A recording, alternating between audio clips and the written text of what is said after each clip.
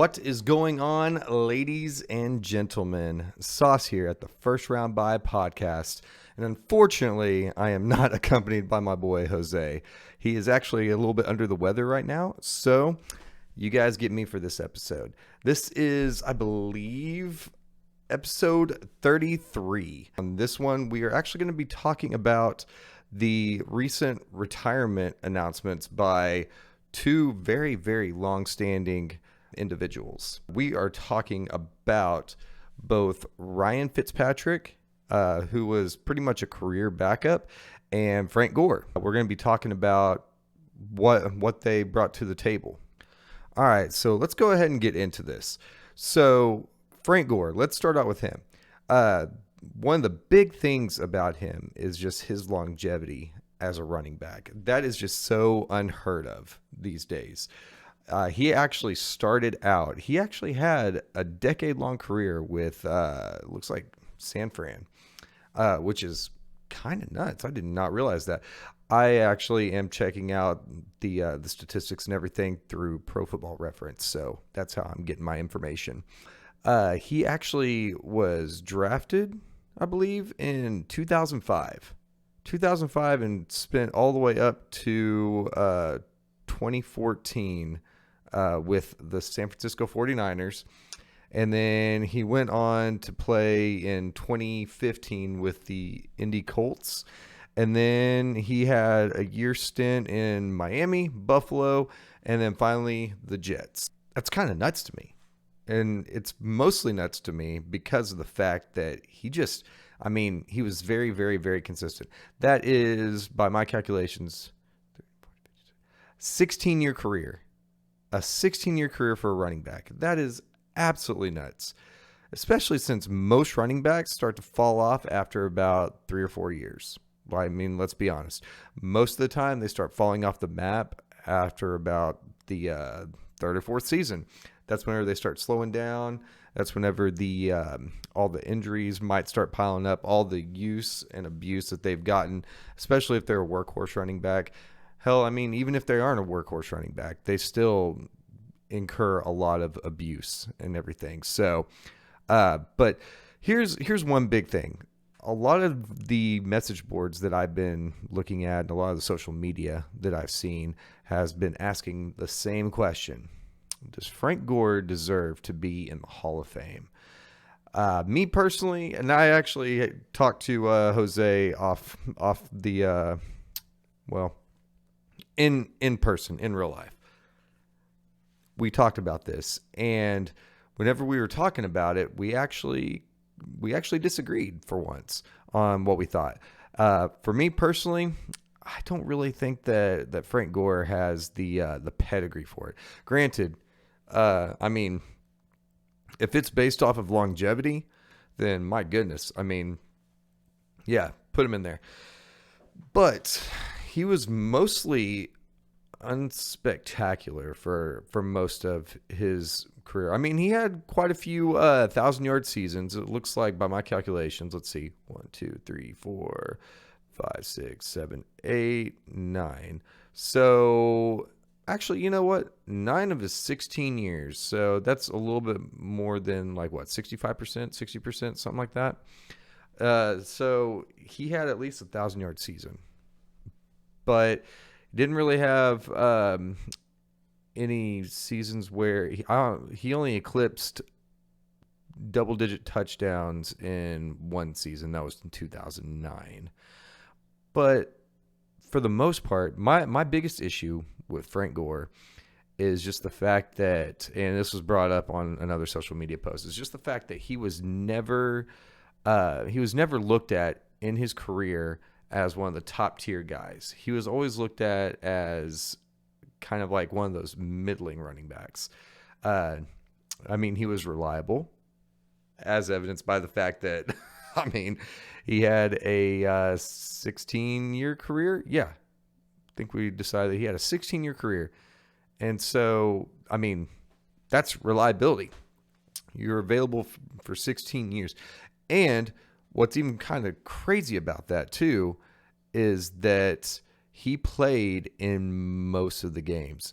Looks like in 2019, whenever he played for Buffalo, he only he was available for, actually no, he was available for 16, but he only started 8 games. So, but all the other ones, he double digit starts except for his rookie year. His rookie year, he was available for all 14. Well, for all 14. Wow, I'm stupid. He was available for 14 games, but he only started 1 game. But man, that season he did really well, especially as a rookie. But either way, like I said, me personally, I don't really know if he's deserving of being in the Hall. And it's mostly just because, I mean, he was never really super spectacular, at least not in my opinion. I never looked at him as one of the top tier running backs. He does have some pretty decent stats, but never. He only eclipsed 1,500 yards 1 year, and that was in 2006. Other than that, he didn't. And some of the other years that he didn't hit 1,000, it looks like except for the last 3 or 4 years, he came close to it, but he didn't eclipse it. But I do know that San Fran used him a lot, and that's what's also nuts to me. And you know what? I'm over here just kind of shitting on the dude. I shouldn't be shitting on him because of the fact that he lasted for almost a decade in San Fran. That is absolutely nuts. That's the place that I remember him from, is San Fran. And I just always remember him being this bruising tailback that was just super reliable. That's what I remember him for. And so I gotta put some respect on his name. Got to put some respect on it because of the fact that, you know what, even though he wasn't ever very spectacular, he was still a good running back. And so, yeah, I apologize, Frank Gore. I don't mean to completely shit on you, especially since, I mean, you got the longevity and everything. But I'm sure that we will hear from Jose soon. We'll figure out a way. I might bring this up on the next episode that we do together and everything, because this is just, and it's kind of unheard of that we have 2 players that are retiring that have such longevity and for different reasons, you know. But yeah, no, Frank Gore, he was always a solid running back, never like one of the top tier guys. Now, if you guys disagree, let me know in the comments. Please let me know in the comments, because obviously my opinion is not the end all be all. So I'm open to criticism and everything.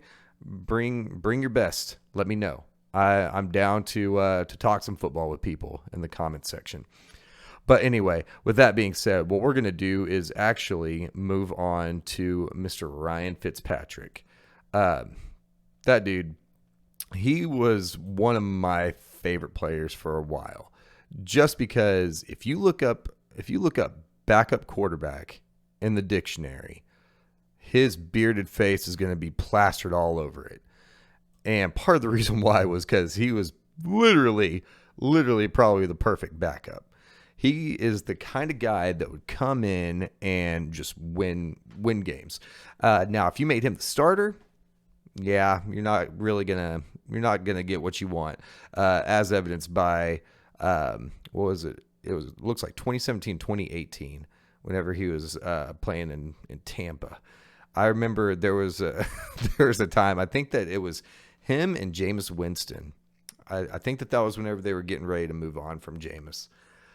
But I still remember, like, Ryan Fitzpatrick coming to all of his, because I think that the Bucs were on a winning streak, and he was going to all the press conferences dressed in the full nines, just like he looked badass.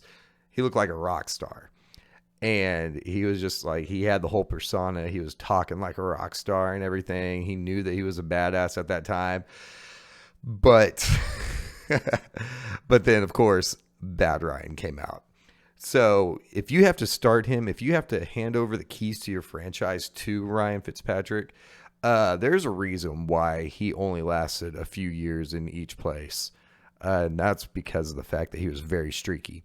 But he could come in, and if your quarterback goes down, Most of the time, you're not going to really be too upset about the fact that Ryan Fitzpatrick was coming in.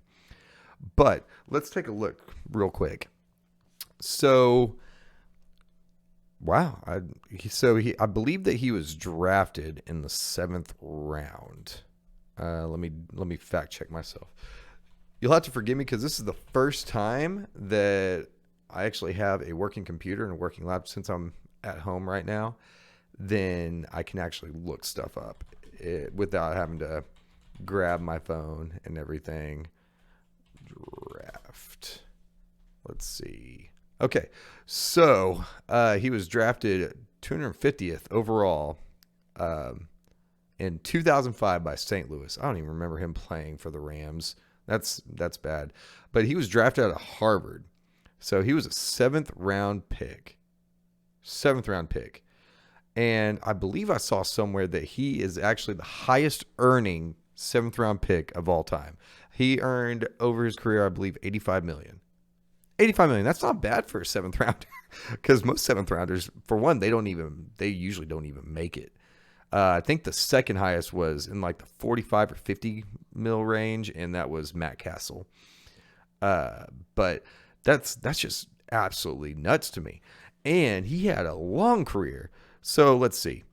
He played in Buffalo for 4 years. Played in Miami for a couple years. Played in Cincinnati for a couple years. New York Jets a couple years. The Rams for a couple years. Tampa for a couple years. Houston for a year. Washington for a year. And of course, part of the reason why I really liked him too was because he is a former Titan as well. And I distinctly remember him coming in for a few games and just lighting it up, and then coming in for another few games and sucking ass. So, but I've always had mad respect for him because, like, he had some of the most magical throws too. He actually, if I can find the clip, I don't know if I'm going to be able to add it to it because I'm not like Jose. I'm not a wizard when it comes to editing. So more than likely, don't expect the clip to be on here. But there was a play recently. Want to say when he was it with Miami? I believe it was either when he was with Miami or when he was with Washington. But a defender was grabbing him by the face mask and pulling him down, and he threw a deep pass that was caught. I can't remember. I know it was caught for a huge gain. I can't remember if it was a touchdown or not. If I can find that clip, I will add it in here somehow, some way, maybe. I don't know. We'll see. If not, just hopefully you guys remember that because that was epic. But he's had a few games like that. He's had a few times where he has done stuff like that, which is just absolutely incredible. The dude was a monster for a while. So let's see. He had, let me count it up, sorry. So 4, 6, 8, 10, 12, 14, so 17-year career as well.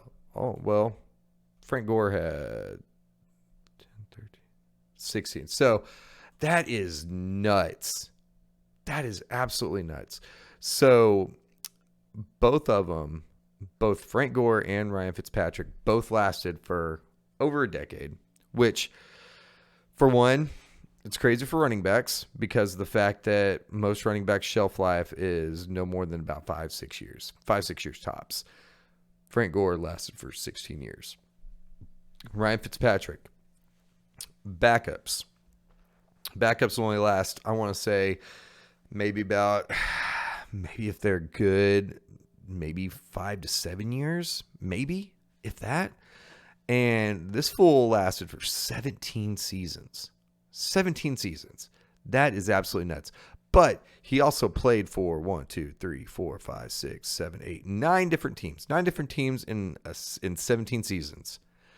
I do think that it would have been a cool feat for him to have played for like half the league. I think that that's a meme somewhere on the internet that poor Ryan Fitzpatrick never played for all teams. That would have been amazing. But it looks like per Pro Football Reference, he had 13 comebacks and 18 game-winning drives. 13 comebacks, 18 game-winning drives. It's not bad. Not bad at all. That's pretty much good for a game-winning drive every season.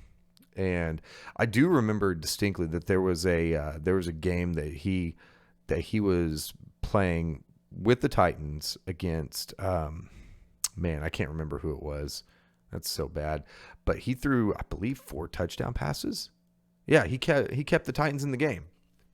It was nuts. And it's kind of like, I mean, like I said before, I'm sure we all, if you've been a football fan for a long time, I mean, obviously, 17-year career, then you know who Ryan Fitzpatrick is. Not only do you know who he is, but you know what he is capable of. And the dude is just like he's had moments where you're just in awe, and the moments where you're just like, what the hell, man? But yeah, so those two guys, bravo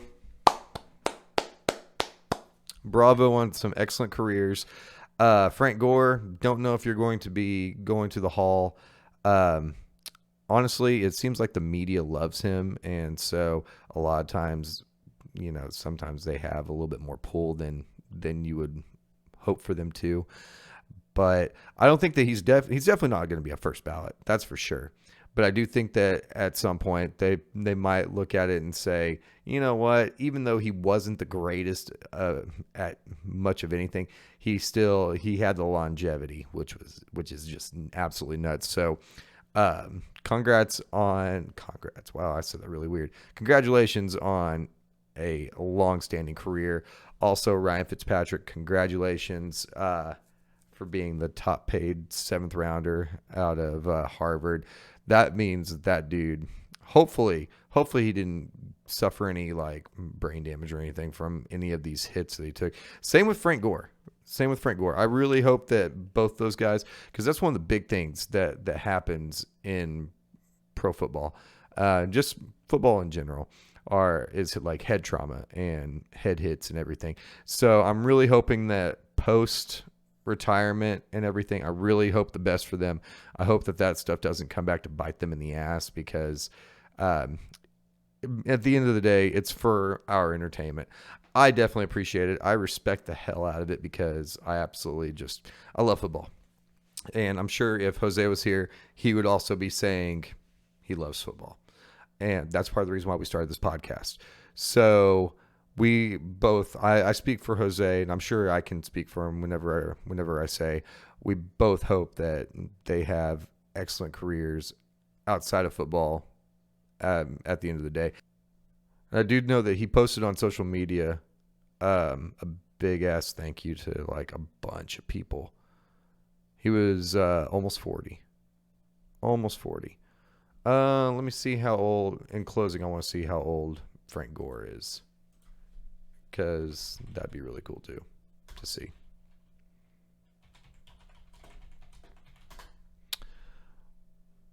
Also 40, almost 39. Jeez. These guys. Unbelievable. So unfortunately, I do not have my wonderful co-host, Jose, over here. If you guys could drop him some love, because it's never easy not feeling well and everything. I know that he really wanted to record, but we both kind of made the decision that we're going to try this remote episode, at least this time, because we really wanted to put out some content since we both had prior engagements. So because we've both had prior engagements, then we haven't been able to put out content. So we apologize for that. We're going to definitely still try to continue to keep up with the content. If you enjoyed this video, make sure you drop a like and comment down below. Let us know, because we might try and do it again just in a pinch. Obviously, my preference is to be able to have one of my best friends, my co-host, Jose, here, because talking to you guys about football, it's fun, but I also really enjoy having my co-host with me. So with that being said, I need you guys to definitely show some love to this video, show some love to Jose, wish him well, getting back into the swing of things and everything. He's just a little under the weather, so. But with that being said, make sure you guys go check out firstroundbuy.com. It's got all your first round buy needs. It's got our I've linked our Instagram, TikTok, Facebook, all that good stuff, YouTube, Spotify. Go check us out on all the streaming platforms and everything. We'd love to hear from you. Comment, subscribe, like, all that good stuff. Just show us some love. And if you would like some fire merch, we've also got a link to our merch site. We've got pint glasses, we got coffee mugs, we got hoodies, we got tank tops, we got shirts, we got everything you might want and need that is first round buy related. But with that being said, thank you guys so much for tuning in. I know this is kind of different because we got no Jose, but I still appreciate you guys tuning in. This was First Round Buy Podcast. Signing out. We'll catch you guys in the next one. Peace.